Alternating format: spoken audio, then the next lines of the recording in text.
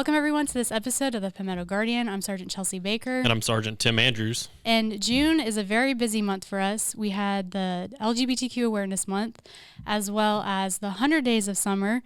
And June is also PTSD Awareness Month. So we have some very familiar faces with us again. So I'm going to let y'all introduce yourselves if you would like to start. Sure. My name is Lisa Mustard. I am a licensed marriage and family therapist. I work for the South Carolina Army National Guard. I am a behavioral health specialist. And yeah, that's me. And my name's Eric Beasley. I'm a licensed professional counselor. And I'm in private practice, and I specialize in relationships and trauma. All right. Well, we are so glad that you guys are here again with us. But specifically this time, we're talking about PTSD. So if you would like to just jump right in and let's talk about it. Yeah, absolutely.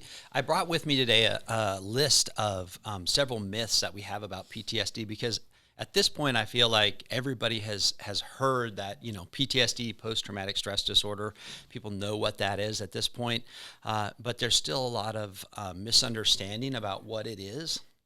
And I thought it would be helpful to get a clear picture of what it is and what treatments work, right? Things like that, what to look for, all those basic things. So one of the first ones I hear the most is the myth that PTSD only affects veterans or people who have been in combat, right? It's only a soldier's issue, kind of. And if you've never been deployed, then you can't have PTSD. Right. Not true. Not true. 100% not true. Right? Yeah. Anybody who has experienced a traumatic event, witnessed a traumatic event, or even now with the new DSM coming out a few years ago, if you've even experienced that traumatic event secondhand. Right? So I'm seeing clients now in my practice who have witnessed events or been told over and over about events that happened that are PTSD, that end up being PTSD. Yeah. Well, real quick, could you, first of all, I want, if they've never met you before, because I know you've been on some of the episodes before, but yes. I think it's important to share that you are a retired Army officer. So not only are you experienced in the world of counseling and PTSD, but you understand maybe even a little bit on a different level than I could or some of the other behavioral health specialists, that work here. So I think it's good for folks to know that Eric really is, he's very knowledgeable and he has lots of experience. Could you touch on the secondhand trauma just a minute though, because I think, or secondhand exposure, I think that's important. What would that look like? Yeah. So secondhand exposure, they did a study came out a while ago, talking about children of people who survived the Holocaust, right? Yeah. And they found that the children were experiencing PTSD from hearing those stories over and over and over growing up, right? About death and survival and all of that. And so we see that now, even when you'll see things like people will come in and their a friend of theirs was deployed and got injured, and they keep hearing the story over and over, replaying it in their head, and, they end up, wishing they had been there to help them out or things like that. And they end up with PTSD just from that secondhand exposure. Right. Really? Yeah. Which is different than what we think. Because, again, we think it has to be a soldier, it has to be in combat, something like that. But we also see it with military folks. I've seen it with military members who are exposed to trauma on state active duty, during hurricanes, things like that, tornadoes, things like that. We see that happens not just in combat, or even relationship stuff, that we see. Yeah, and I just want to interject that when we had the flood, remember the flood? Yeah. What year was that even? 2015, 2015. I think. Yeah. I remember some of the consults I had were not so much related to like having issues with it, but it was like stirring up old traumatic events for a lot of people. So you can almost be, if you have trauma in your past, then you have another trauma, you can also sometimes, bring that can kind of bubble up for you. So. Yeah. And I was actually talking to a teacher at a local elementary school who said that when all the kids came back into school after the flood, they were out playing recess and it started to rain and all the kids started screaming and running inside and panicked, and they had to get everybody calmed down because they thought it was going to flood again. Really? Yeah. So that did cause a lot of So, trauma. we just want folks to know that you don't have to be in the military or experience combat to be diagnosed with PTSD or to have PTSD. Yeah. And you brought up something really important, Lisa. Oh, yeah. You had said that, it doesn't always happen, in this most current event. It can be from past. One of the myths is that PTSD occurs immediately after the traumatic event. So you have PTSD, you see a traumatic event or something happens, near-death experience, and you immediately catch PTSD, right, from that event. And that doesn't actually happen. In fact, you have to wait 30 days as a clinician to even diagnose PTSD.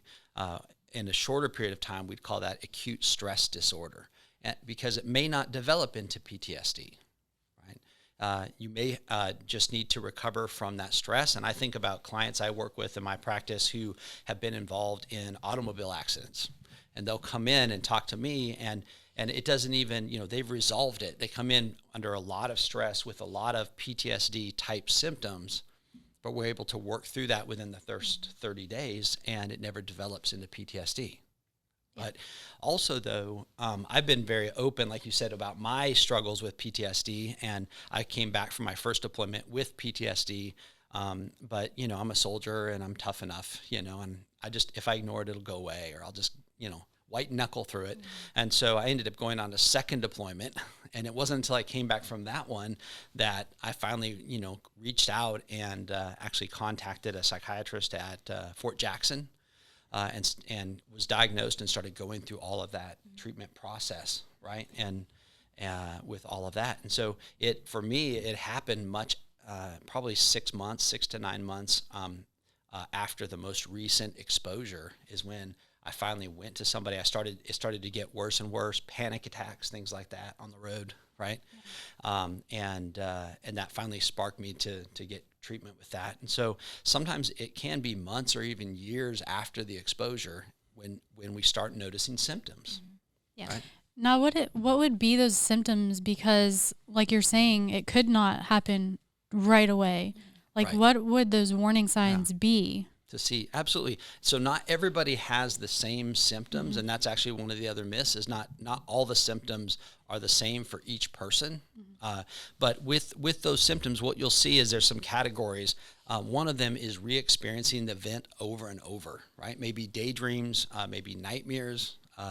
You'll be, for folks that come back and maybe have been involved in an IED overseas, they'll be driving along and see a tire on the side of the road and get triggered, right? That's a big one.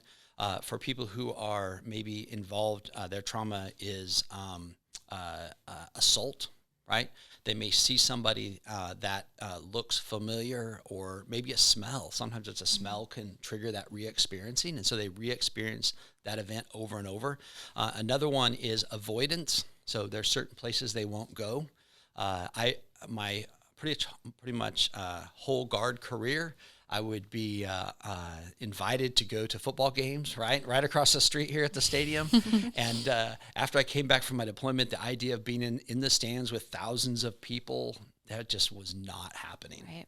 Ever. In fact, I didn't even go to church for a long time, because the idea of being in a small confined space with all those. And so anything that reminded me of the trauma, I'm going to avoid at all costs. Right. And I've heard some soldiers say they wouldn't go shopping, like they wouldn't go to Walmart. That really, and then going to a restaurant, and there was some issues there for them. I'm trying to think of other, like flashbacks would be also a re-experiencing symptom too. Yeah, re-experiencing. Yeah. And often they don't feel it's that loss of safety, and so they'll try to recreate that, right? I talked to one soldier who could only sleep in his bathroom because he needed that small confined space to be able to feel safe enough to fall asleep with that. So re-experiencing, avoiding, also negative thoughts, mood, things like that, difficulty remembering parts of the trauma. Sometimes there's memory loss with this. They may know what happened up until the event, but they can't actually remember the event. Or they may remember the whole event, but can't tell you what happened 24 hours after. That's just a blank. Now, what advice, or I don't know how to ask this, but like, is there ways to be able to for those experiencing these things to know when to reach out, because going through the motions of it, they may not realize in that moment that they're experiencing these things. How do we let them know, or how can they realize that maybe it's at that point that they should reach out for help, or maybe the people around them, how can they notice that there are these changes because the person going through it isn't realizing that they're experiencing these things? Does that make sense? Oh, yeah. Right. They don't actually see it in themselves. Yeah. Yeah. And so some of the things that I have seen, at least in my experience, and I'm talking more specifically about soldiers and their families right now than the general population, we'll see disturbance in sleep, right? They're not sleeping enough. We'll see excessive use of coping skills. You know, we're really good in the military of coping, and so we'll see things like alcohol use, and it will skyrocket, you know, kind of where we come home and walk right to the fridge and open a beer immediately, right?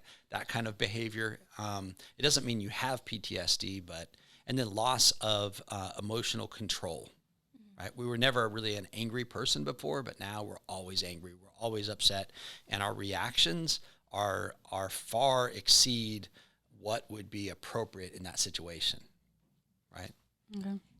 And a lot of the times, the soldier, we'll just use soldier because that's kind of what we're really focusing on, will know that something's going on, but they're coping as best they can, and they're trying to they're stuffing it, but it's affecting their daily operation of life. Like, it's affecting their work, it's affecting their relationship. They know something's amiss more than likely, so that's how they would know it's a problem, is it's beginning to get in the way of their life, of relationships, of going to work, of connecting with people. And a lot of the times they just kind of, I'm not saying a lot, they avoid that, but their wife is noticing, or their work is noticing. So it can be, they know, but they're maybe not ready to talk about it. So as what I normally see here at the Guard is, my commander told me to come talk to you because they're noticing I'm dealing with, some stress, and I'm here. I'm voluntold to come talk to you. There's a lot of that going on.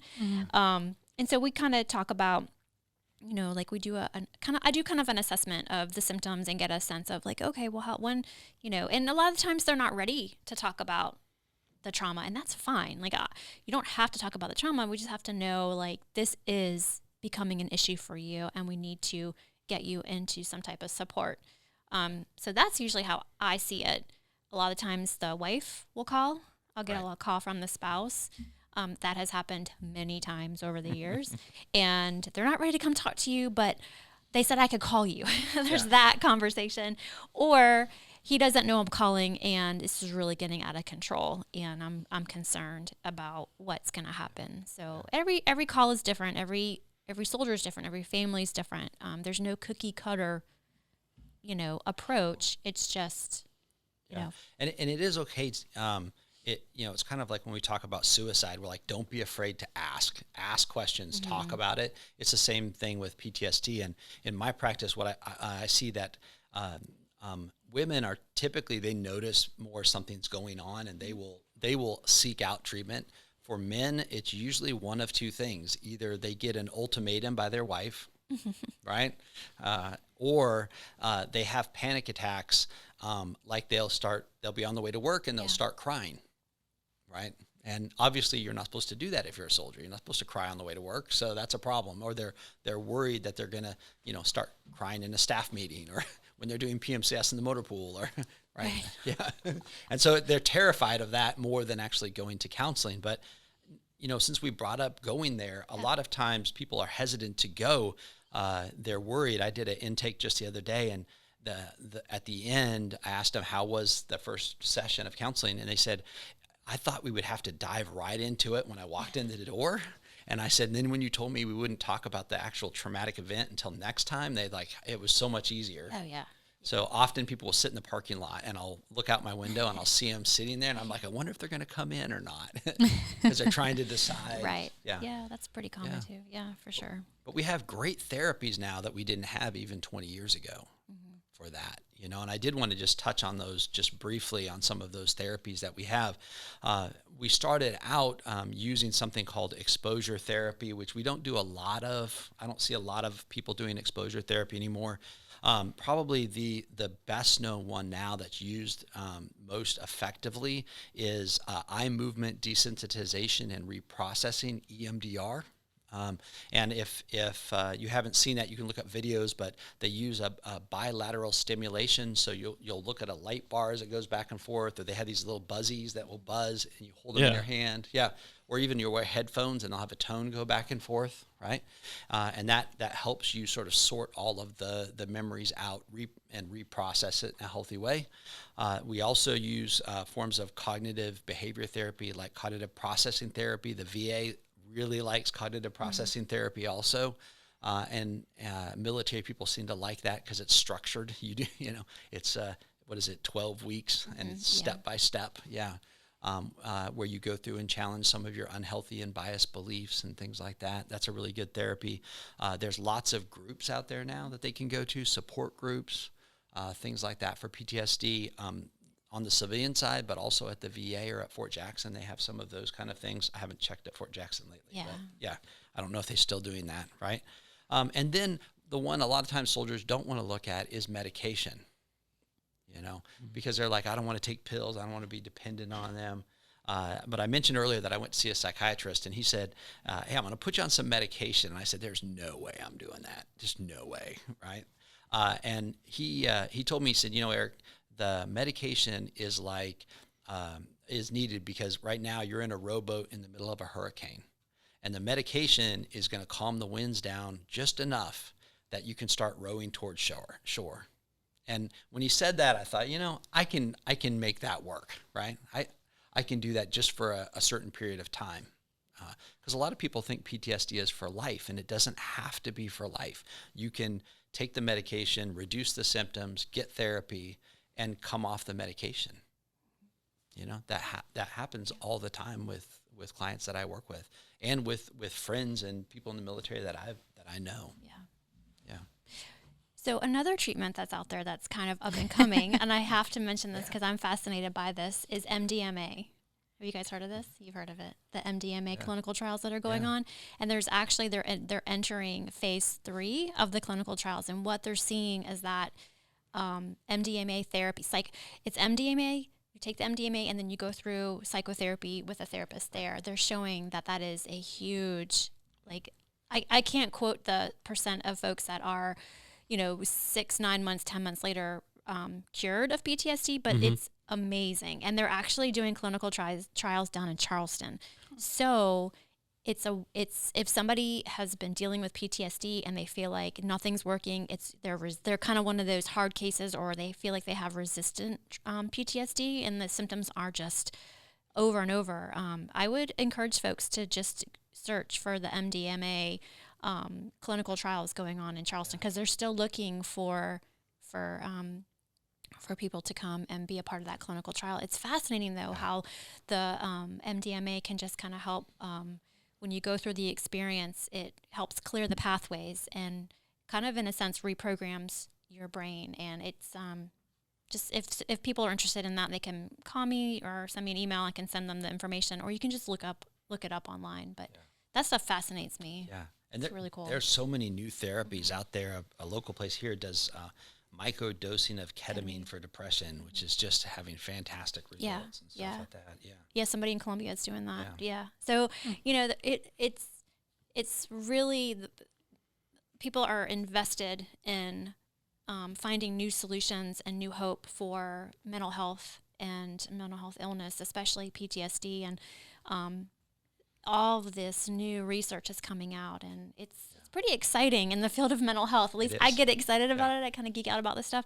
So there's all types of new things out there. But if that's something you're curious about and want to learn more, then you definitely want to go and get with a physician, or you want to be in a clinical trial. You don't want to be doing this on your own, because that's not where the research is. It's when you are in a trial and you're doing therapy and you are in a setting, an environment that's safe. Yeah. And the big thing is PTSD just doesn't go away on its own. You don't just say, well, if I just keep doing my thing, it's just going to get better. Right. No. It doesn't do that.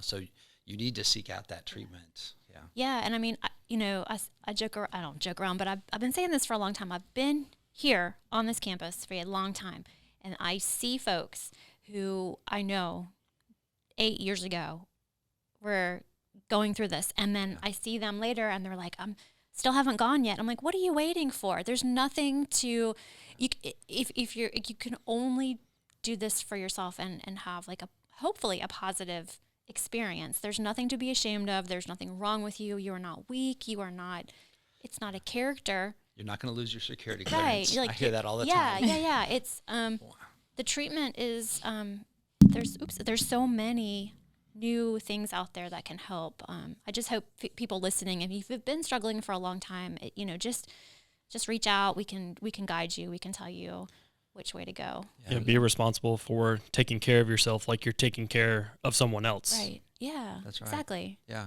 And for those people that are struggling with a loved one that has PTSD, that's hard. One of the concerns that I hear often is they're afraid that because their loved one has PTSD that they're going to get violent. Yeah. And that's also a myth. Just because someone is diagnosed with PTSD or has PTSD symptoms, it's actually a very low percentage of people with PTSD that are actually violent. Yeah. And it's probably poorly portrayed through movies, TV shows. They just think one little thing just sets them off and they just go and they're this completely different person and all that. It's poorly portrayed because then that scares people into wanting to talk about it. Right. Yeah. And if you've ever, over the pandemic, if you've binged some old movies like Rambo series or something, that's what happens, right? They drew first blood. Yeah. He gets triggered, right? With his PTSD and then starts killing everybody. Yeah, that's so rare. Yeah. So rare. Yeah, that just doesn't happen very rare. often. Knock on wood. Yeah, that's right. Yeah, very often. So that's some of those things. I will say, I mentioned earlier about if you have a loved one that has this, definitely talk to them, but also, don't be afraid to be pushy and to be adamant about it. And we don't have to be aggressive or hostile with them. But telling them, you don't deserve to live like this, right? You deserve to be happy, healthy, not carry around all of this, not be upset all the time, not have to face the door all the time. Right. Yeah. Yeah. And not only that, but you're not the only person. A lot of people go through it, right. And everybody's experience is different, but there's resources out there to help you get through it. And there's, like you said, there's no reason for you to live life feeling the way that you're feeling. And you become more resilient once you go through that therapy than if you're exposed to other traumatic events, right? You've increased your ability, your resilience through that. And most soldiers that I've worked with that have finally gone and gotten the treatment, they come back being such an advocate for counseling and for therapy and for EMDR and for trying new things. Like they get so excited about it. They're like, who can I talk to for you? How can I spread the word that this is advocates? They want to really get out there and help. And one of the things that I do want to point out is trauma. So trauma is, everybody is going to have, like, there's big T trauma and then I call it little T trauma. So your trauma is your trauma. And a lot of times people say, well, I've always felt like my trauma, I shouldn't feel this way, or it's kind of small, or I feel guilty when I know that these soldiers have had it worse, or, combat was worse for them. Your trauma is your trauma. Your experience is your experience.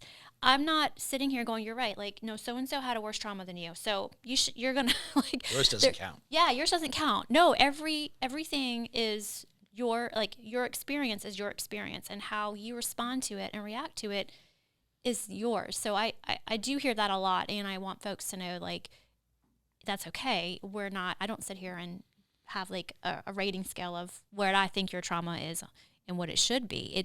It's yours, and we're going to help you, whatever that is. Right. No judgment on what that trauma is. Absolutely. And I don't know if I can pitch a place here, a resource. Go for it. So we can cut it out later. But there, in the Midlands in the last year, we have here a wonderful resource for trauma, which is the Big Red Barn. Oh, yeah.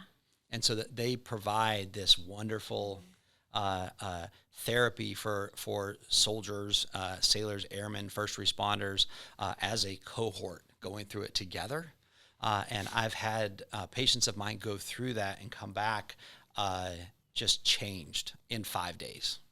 The initial, I think it's 5 or 6 days is the initial inpatient part of it, but you're not like locked down. No, it's a retreat. It's almost like Summer a retreat. camp. Yeah, it's called the Warrior Path program, and we're working on getting the Warrior Path people to come on to the podcast. So that'll be great. They can really go into the details. But it's a setting. You're out at a barn on a farm. You're living in a really pretty cabin. It's all paid for too. Yeah. Isn't it free? It's free, and you're not sitting in a class watching PowerPoints. You're out doing activities. Yeah. I know one of my patients said he liked the archery. They did archery, and he's like, "I love that. I never got to do that." Yeah, and they have. And it's like it's in a beautiful setting. It's just a great program. They have other programs out there too, but that one is actually new. It came to the Big Red Barn, I think last year. They finally got it.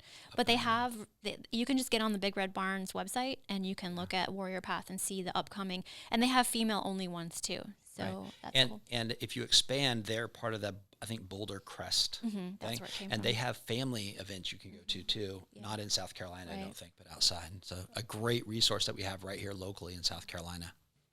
So let's just talk a little bit about resources. So if folks are listening today and they just want to they don't want to talk to me, they don't want to talk to Eric, you can definitely just look for a therapist. If you have TRICARE, you can go the TRICARE route. If you are a technician, you can go the technician route and you can find a therapist like that. One of the easiest things to do is to get on Google and type in PTSD counseling and then your city, and it should list a bunch of. You're probably going to get Eric, because if you're in Columbia, you probably rank pretty high on Google if I knew you. So, but there's plenty of folks out there that can help you. If you want to bypass me, you don't want to have a conversation with me or the other behavioral health specialists, you can also go to the Give an Hour website and type in your zip code and put in PTSD, and you can find a therapist that way. That's a great way to find it. No cost. At no cost, yeah, that's free. And I like to point people in the free direction first. So maybe Give an Hour is one of the better ways to go for people who are looking for a benefit. It's really a benefit. You can also go to the vet center. You can also go to the VA. Really, whatever feels best for you and you're most comfortable with. I think they used to do 6 free sessions through OneSource. I don't know if they still have yes. that or not, Well, but it depends. One source is interesting. It depends on how you present yourself and your case. You don't want to call them up and say, I think I have PTSD, because they're going to see you as a higher level of care. If you call them and say, I'm dealing with some anxiety and depression, well, maybe not. I don't know. You have to be very careful with that one. Yeah. With one source. So I usually recommend that they if I'm talking to you and I feel like it's PTSD, I'm going to point you in a different direction. Yeah. But then also just things like your chaplain or your pastor or something like that. A lot of pastors, chaplains have received additional training in this and able to recognize it. I have a relationship with several local ministers and chaplains who will regularly refer people to me. They'll sit down with them and say, hey, I think you have PTSD. Why don't you go talk to this guy, and he can let you know if that's what the issue is or something. And so talking to those folks also can be really beneficial. And then also, though, your primary care manager, that person there, go to your doctor. Hopefully it's someone you've seen for a while so they know you. That's who convinced me to go see somebody, was my wonderful primary care provider. And they will often, they know who works, and they can get you in to see somebody often if you have trouble getting one on your own. Yeah. They have regular referral sources for that. Good. That's great. Lots of good resources. That's why I love when you guys come in. Oh, so many resources. But I'm glad that you guys came in, because like I said, June is a huge month. I mean, we have a lot of awarenesses going on, and PTSD is definitely a big one, because there is a lot of different things that entail with that. And I mean, it's definitely a topic that we do talk about throughout the whole year, and we'll be talking about other things throughout the month or throughout the year as well with that. But is there anything else that you would like to add before we close out? And y'all hit a lot with all the resources. That's usually what people want is the resources. And if they've missed anything today, they can always call our 800 number, 800-681-2558, and get the therapist on call. Or they can call me, 803-409-9965, and I can connect them. And I can even do a quick, if you don't want to come in and see me, which is fine, I can just talk to you on the phone. I can do an assessment on the phone about your symptoms, and then we can kind of go from there too. Okay. Yeah. All right. Well, again, I appreciate y'all coming in, and I'm sure we'll see you again sometime soon. But if you guys like this video, make sure you give it a big thumbs up. If you haven't subscribed to our channel, make sure you hit the subscribe button, and we will catch you guys in the next episode.